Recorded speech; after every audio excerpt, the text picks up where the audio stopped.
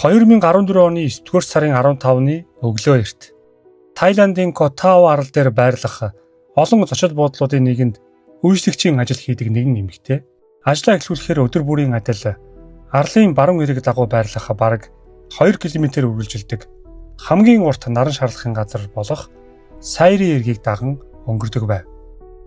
Гэвч тэр өдөр түүнийг нарийн ширхэгтэй хэлсэн дээр аимшигтай дүр зураг угтсан юм. Хагас нүцгэн зэрлэгээр зодуулж нас барсан 2 цогцос тэнд хэвтэж байв.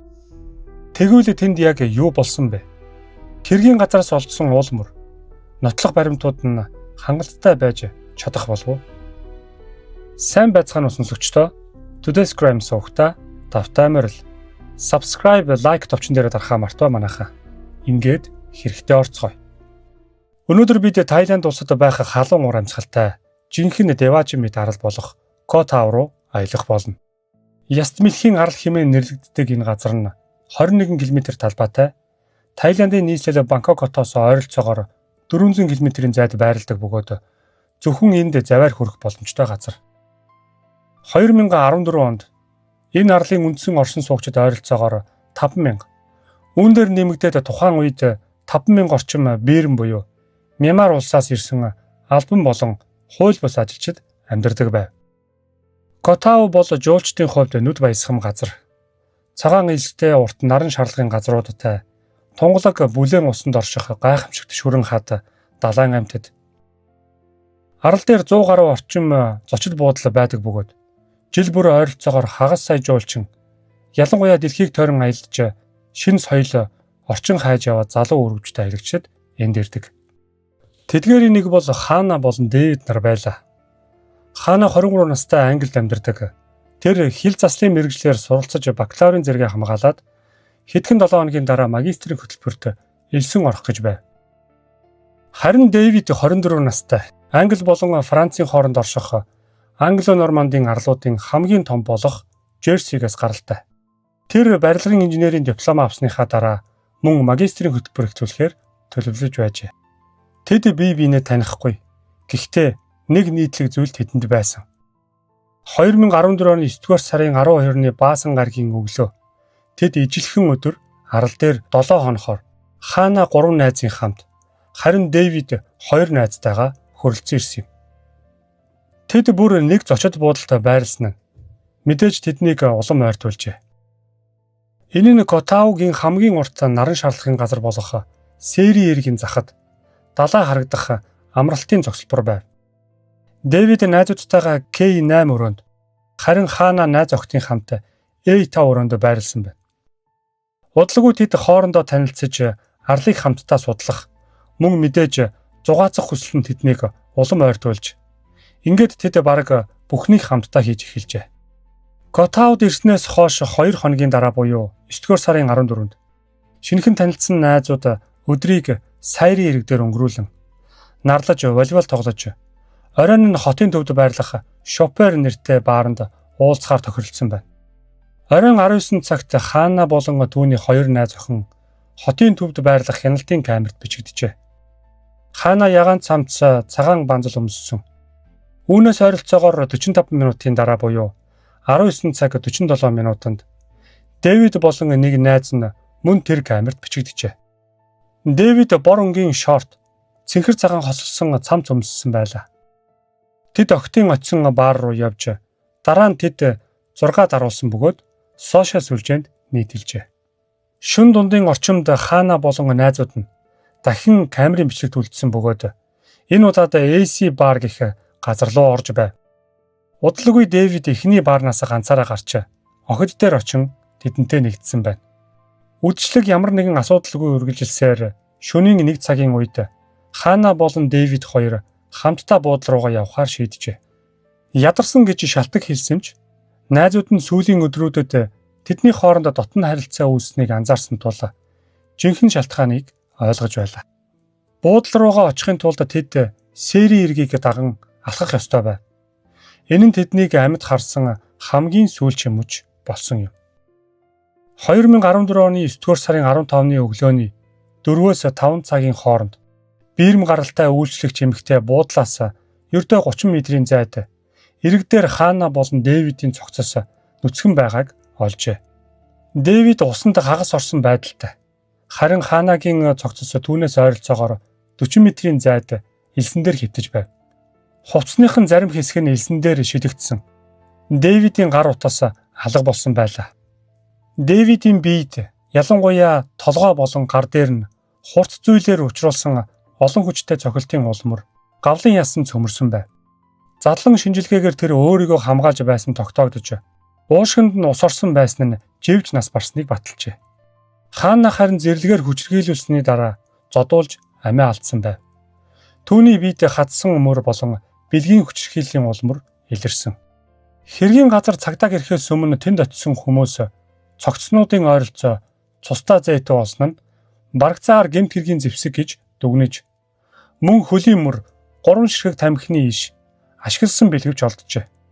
2 жуулчны амийн хөнөөсөн хэрэг арал даяар маш хурдан тархаж, харин олон жилийн дараа ирэх баригчид тухайн нөхцөл байдал орон нутгийн цагдаагийн хяналтаас бүрэн гарсан жинхэнэ бүтлэхгүй ажиллагаа байсан гэж үздэг. Үүний нэг шалтгаан нь арал дээр ердөө өдөр тутам эргүүл хийдэг нийт 6 цагдаа байсан. Өмнө нь Котауд ноцтой гэмт хэрэг бараг гарч байгаагүй тул илүү олон цагдаа байрлуулах шаардлагагүй гэж үздэг байжээ.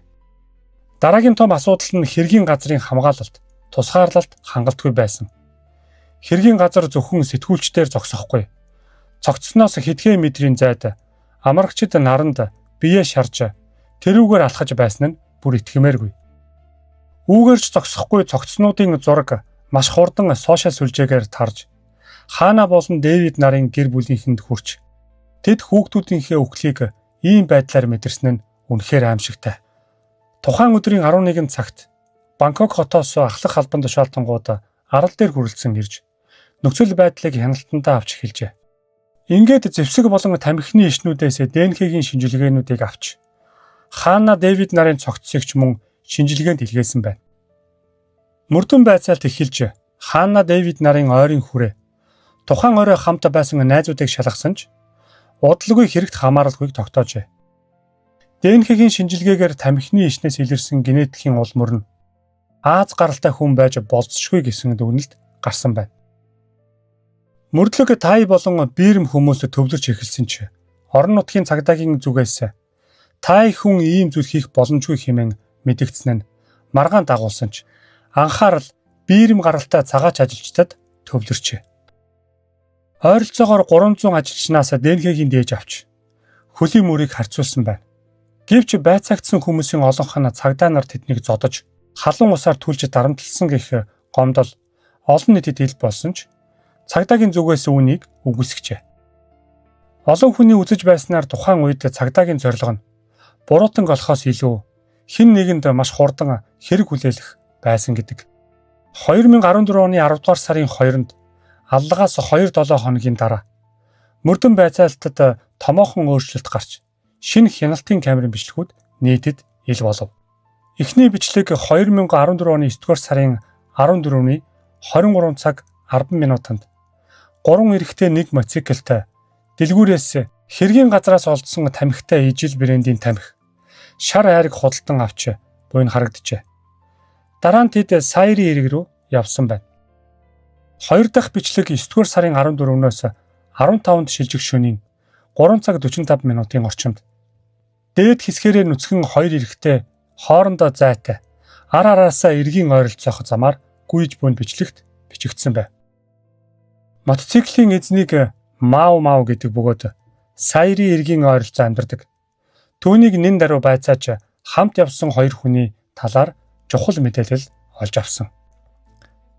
Эдгээр 2 хүнийг Заулин болон Вайпо гэдэг 22 настай Мьянмар улсаас гаралтай Тайландад хууль бусаар ажиллаж байсан цагаач ажилчид байв. Тэд зочид буудалд ажилладаг байсан ч өмнө нь ямар нэгэн гэмт хэрэгт холбогдож байгаагүй. Маугийн мэдүүлснээр тэр тухайн шөнө 2 залууг мотоциклоор Сайри эргийн ойролцоо буулгаад өөрөө ажилдаа байсан тул буцсан гэв. Үүнийг шалгахад үнэн болохыг нь тогтоож түүнийг сэжигтэнгээс хассан байна. Тэр 3 хамт амьдардаг бөгөөд мотоциклийн эзнийг өглөө эрт гэртээ ирэхэд тэд унтаж байсан. Оройтож гэртээ ирсэн бололтой байсан гэж мэдүүлжээ. Цагдаа нар тэднийг баривчлахаар очиход Заулын байранд байсан бөгөөд Тайландад хууль бусаар нэвтэрснээ шууд хүлээн зөвшөөрсөн байна. Харин Вайпо арал дээрээс зугтаж цагдаа ирэхээс өмнө шөнө заваар явсан ч хэдхэн цагийн дараа нуугдаж байхад нь олж барьжээ. Сэжигтэнгүүдийг байцаасан ч тэд тай хэл мэдэхгүй тул цагдаа нар биерэм хилтэй орчуулагч авчирсан ч тэр нь албан ёсны орчуулагч биш, гудамжны худалдаачин байсан нь хожим маргаан дагуулсан юм. Гэсэн ч 24 цаг хүрэхгүй хугацаанд тэд Ханна болон Дэвидийг хөнөөсөн гэдгээ хүлээн зөвшөөрсөн байна. Тэдний мэдүүлгээр эрэг дээр нэгэн хос үнсэлцэж байгааг хараад Ханнаг хүчнэдэх сэтэл төрсөн. Тэгээд эхлээд Дэвидийг зэрлэгээр зодож хөнөөсөн. Дараа нь Ханнаг хүчрхийлж мөн алсан гэжээ. Шинжилгээгээр сэжигтэнгүүдийн ДНХ нь Ханнагийн биенээс илэрсэн. Үрийн шингэн болон хэргийн газраас олдсон тамхины иштэй таарч байсан. Мөн тэд Дэвидийн гар утсыг зарахыг оролдсон бөгөөд утас нь тэдний байрнаас олдсон. Гэвч 2014 оны 10 дугаар сарын 24-нд Заулын Вайпо нар мэдүүлгээсээ буцаж цагдаа нарын дарамт зодуураас болж хүчээр хэргийг хүлээсэн гэдгээ мэдүүлж тэднийг нүцгэлж хүйтэн өрөөнд хорсон. Цахилгаанаар цохиулна гэж айлхан сүрдүүлсэн хэмээн ярьжээ. Тэд хэрэгт огт холбоогүй. Тухайн шөнө эрэг дээр сууж арх ууж гитар тоглож байсан гэж өөрчлөн Вайпо Дэвидийн гар утсыг элсэн дээрээ санамсаргүйгээр олж зарах бодолтой авсан гэж тайлбарлсан. Хэдийгээр тэдний ДНХ нь хэргийн газраас илэрсэн ч мөрдөн байцаалтаа маш муу явагдсан. Нотлох баримтын хамгаалалт хангалтгүй. Тиймээс олон хүн тэднийг хохирсон байж магадгүй гэж үзсэн. 2014 оны 12 дугаар сард сэжигтэнгүүдэд дараах 5 зүйл ангиар ял тулгаж урьдчилан төлөвлөсөн аллага, гэмт хэргийг нуун дарагдуулсан, хүчин Тайландад хууль бусаар нэвтэрсэн, зөвшөөрөлгүй оргинсон гэж дүгнжээ. Шүүх хурал 2015 оны 7 дугаар сарын 8-нд эхэлж 18 хоног үргэлжлэн прокурорын тал цагдаа болон шүүх эмчийн дүгнэлт ялангуяа ДНХ-ийг нотлохоонд тулгуурлан тэд зээтүүгээр Дэвидийн толгойроо олон удаа зохиж хөнөөсөн. Дараа нь мөн тэр зэвсгээрээ Ханнаг зохиж унгаасан. Улмаар хүч хэрэглэн ээлжлэн хүчнэсэн гэж мэдэгдсэн. Гэвч хоёр залуугийн өмгөөлөгчид энэ хувилбарт огт санал нийлсэнгүй.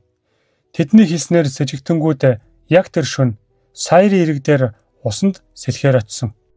Шөнө уснаас гарч ирээд харанхуйд хувцас хаагаад олоогүй. Тиймээс гэрлүүгээ дөд замаар бутсан бөгөөд ингэхдээ хяналтын камерт бичигдсэн. Буцах замдаа Вайпо элсэн дээр орхигдсон гар утсыг олж авсан гэж мэдүүлжээ. Мөн түүний заваар явсан асуудлыг өмгөөлөгчдөд тайлбарлахдаа тэр сарын сүүлээр ажлаа сольсон. Шинэ ажилдаа орохоор өөр газар руу заваар явж байсан. Мөн ДНХ-ийн нотлогооны тухайд хэргийн газар хамгаалалтгүй. Олон хүний хөлд гიშгэгдсэн, бохирдсон байсан тул цуглуулсан баримт найдвартай биш гэж тэд үзсэн.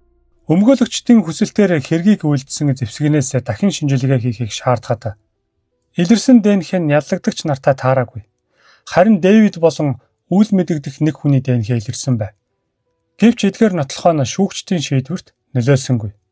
2015 оны 12 дугаар сарын 24-нд 3 шүүгч Заулын Вайпо нарыг Ханна болон Дэвидийн амийг хөнөөсөн гэм буруутай тооцож цаазаар авах ял оноосон байна. Харин 2020 онд тэд өршөөгдөж цаазын ялыг бүх насаар нь хорих ял болгон бууруулжээ. Энэхүү шийдвэр нь Мьянмарт хүчтэй эсэргүүцэл дагуулсан. Олон хүн тэднийг гэм буруугад итгэж суллахыг шаардсан жагссан. Ханна Дэвид нарын гэр бүлийнхэн ч энэ шийдвэрт эргэлзэж байв. Хохирогчдын цогцыг эх оронд нь буцаахад зориулж олон нийтийн хандивын аян өрнөсөн. Харамсалтай нь 5 жилийн дараа Ханнагийн эгч Лаура анхны хүүхдээ тээж байхдаа хүнд өвчнөөр нас оржээ. Түүний ээж гашуудаж нэг охиноо алдсны дараа дахин нэгийгээ алдна гэж хинч төсөөлөхгүй хэмээн хэлсэн байдаг. За энд хүрээд энэ удаагийн дугаар өндөрлөж байна. Хаанч явсан анхаарал болгоомж хизээд илүүдэхгүй. Дараагийн дугаараар удахгүй уулзъя.